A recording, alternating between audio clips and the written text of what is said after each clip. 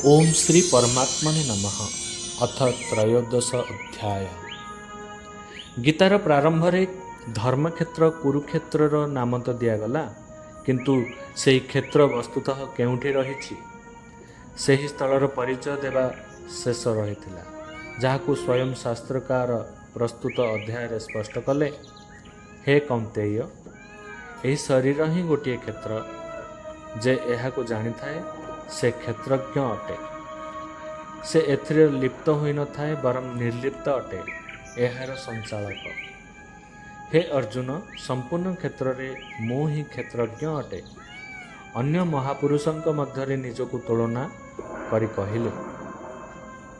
एथिरु स्पष्ट हेउछि श्रीकृष्ण जणे योगी थिले, कारण जे जानी थाए से क्षेत्रज्ञ ही अटे। एहिपरि महापुरुष कहिसंति, मो मध्य क्षेत्रज्ञ अटे, अर्थात अन्य पुरुष मानक भली मु मध्य अटे। क्षेत्र कौन, केउं विकार युक्त, क्षेत्रज्ञ किपरि प्रभावयुक्त, ताहा उपर प्रकाश करी कहिले। मु ही कहूछि, एपरि नुह, महर्षि माने मध्य एहा ही कहिसंति। वेदर छंद मानंकरे एहाको विभाजित करी दर्शा जाइछि। ब्रह्मसूत्र रे मध्य ताहा ही मिलुछि।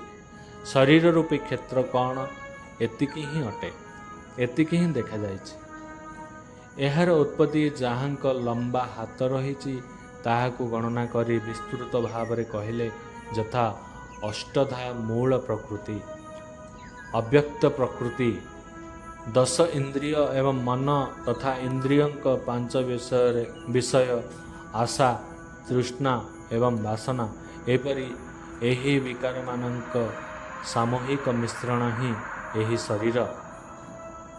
जेउ पर्यंत एही वासना समूह रहिथिबो, से पर्यंत शरीर जेकोसी रूपरे निश्चित भावरे रहिथिबो।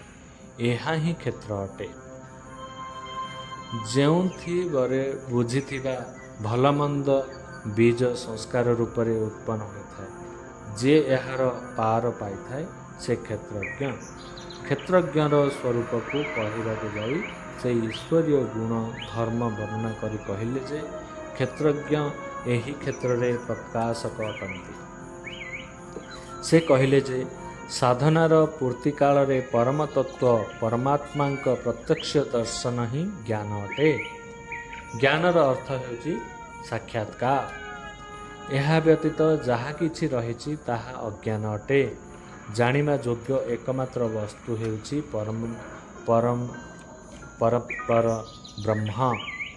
से ना सत ना असत, एही सत ओ असत ऊर्ध्वरे। ताहांकु जानिमा निमंते लोके हृदय रे ध्यान करथांती, बाहरे मूर्ति रखी नुहे। बहुत लोके सांख्य माध्यम रे ध्यान करथांती। अन्य केतेक निष्काम कर्म योग अर्थात समर्पण सहित ताहांक प्राप्ति निमंते से निर्धारित कर्म आराधनार आचरण करथांती। जे सही विधि को जानी नथांती, सही लोक तत्वस्थित महापुरुषों ठारू शुणी आचरण करथांती। सेमाने मध्य परम कल्याण को प्राप्त हो जाती। अतः किछि मध्य बुझिबारे न आसिले तेबे ताहार ज्ञाता महापुरुषों सत्संग आवश्यक। स्थित प्रज्ञ महापुरुषों लक्षण कहवाकू जाई जोगेश्वर श्रीकृष्ण कहले, जेपरि आकाश सर्वत्र समान रूपे रही मध्य निर्लिप्त अटे, जेपरि सूर्य सर्वत्र प्रकाश देथाई मध्य निर्लिप्त अटे, ठीक एहीपरि स्थित प्रज्ञ महापुरुष सर्वत्र ईश्वर समान भाव रहिथिबा, एहीपरि सर्वत्र समान देखुथिबा पुरुष क्षेत्र ठारू अथवा प्रकृति ठारू सर्वथा निर्लिप्त रही थाए। शेषरे से निर्णय देले जे क्षेत्र एवं क्षेत्रज्ञर अनुभव ज्ञान रूपी नेत्र द्वारा ही संभव होता है। ज्ञान जेपरिकी पूर्वर कहुई सही परमात्मा प्रत्यक्ष दर्शन सहित प्राप्त होता अनुभव अटे। शास्त्र मानंकु कंठस्थ करी प्रवचन करिबा ज्ञान नुहे, बरम अध्ययन तथा महापुरुषों ठारू सही कर्म को सम्यक रूप से बुझी सही कर्म पथरे क्रियाशील होई मन सहित इंद्रियर निरोध एवं सही निरोध काल रे परम तत्व को देखिबा सहित जो अनुभूति होता है सही अनुभूतिर नाम ही ज्ञान अटे। क्रिया अत्यंत आवश्यक अटे। यही अध्याय मुख्यतः क्षेत्रज्ञर विस्तार पूर्वक वर्णना करा जायछि। वस्तुतः क्षेत्रर स्वरूप व्यापक अटे। शरीर कहवा तो अति सरल, किंतु शरीरर संबंध क्यों पर्यंत रही?